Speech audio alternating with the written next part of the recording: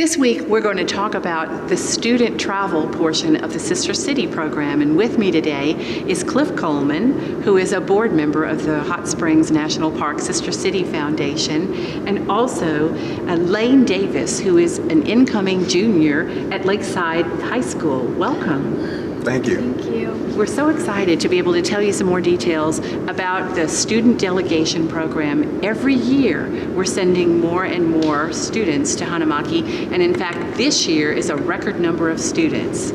So I'm going to ask you, Cliff, if you would start off by telling us a little bit about yourself, since you are the leader and mentor for this group. Thank you, Terry. I am a retired teacher from the Hot Springs school system. And part-time, I'm working now as an adjunct professor of special education at the graduate school at UALR. Very good. And with us is Lane. So we would like for you to tell us a little bit about yourself. I am a junior at Lakeside High School, and I am so excited about the trip. And what are you most excited about?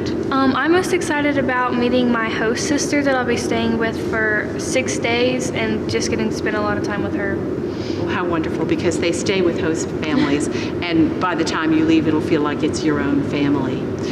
Cliff, back to you. Yes. The selection of the students who go is a very intentional process. Yes, it is. What do you look for in a student who goes to Hanamaki? Well, first of all, we always look for good academics in terms of that, but there's a balance between academics and behavior, and also timeliness. So we look at tardies and things like that. And we want an inquisitive mind, and we want students who are interested in other cultures and developing friendships and relationships. Well, that's quite a tall order, and the students also have an interview as well, don't they? With Yes, you? there's an interview process in which we ask questions which are designed to bring out some of those answers. Also, because the student is representing the city of Hot Springs, as a delegate, and the Japanese community is very interested in our students. A lot of times television cameras and newspaper reporters follow us around, so we have to take the people who represent us the best, and I think that's what we do. So you're the one that prepares them to be ambassadors of Hot Springs when they Absolutely. go to Japan. Wonderful. Now, what do the students in turn get from this experience? Well, they get to go to, this year, for example, we're going to 3 different schools at all levels, elementary, middle, and high school.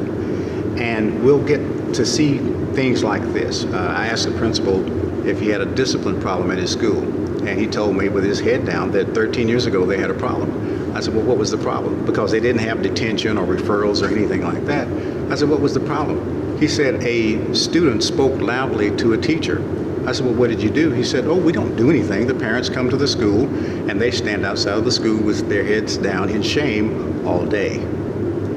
They'll get to see something like that. They'll get to see a city of 90,000 where 6 policemen is the entire force. They'll get to see a place where you can get off a train and get on a bike and ride anywhere you want to go and bring the bike back. And no one ever takes the bikes. There are thousands of bikes in these bike malls. They'll get to see a liquor store that's closed with all the stock outside because nobody takes anything. They'll be treated like queens and kings. So it's a place that you can hardly imagine unless you see it. And that's why the trip is so meaningful. And it's just around the corner for you. How so wonderful. Excited. Well, Cliff, if you could continue by sharing with us why you do this. The motivation came when I was a teacher delegate in 2006 to Japan, and the kindness that was shown to me, the classrooms, the way the teachers encourage the students. There are 2 teachers in a classroom, and one teacher's job is just to say, yes, you did good. I like what you're doing. The other motivation came after the tsunami, and I saw a Japanese gentleman standing on a beach that had been totally decimated. He had lost his entire family, he lost his home, he lost everything he had, and he was cooking a fish. And as he cooked the fish, a reporter walked up to him to ask him some questions. He stopped and bowed and offered her the fish. I said, that is the Japanese culture. We can learn from that.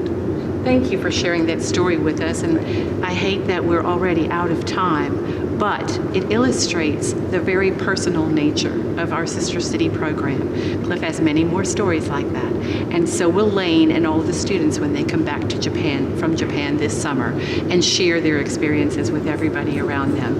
It will truly be a life-changing experience, and they have a whole lifetime ahead of them to apply what they've learned as citizens of the world. Thank you both so much for joining us today, and next week we'll bring you more city news.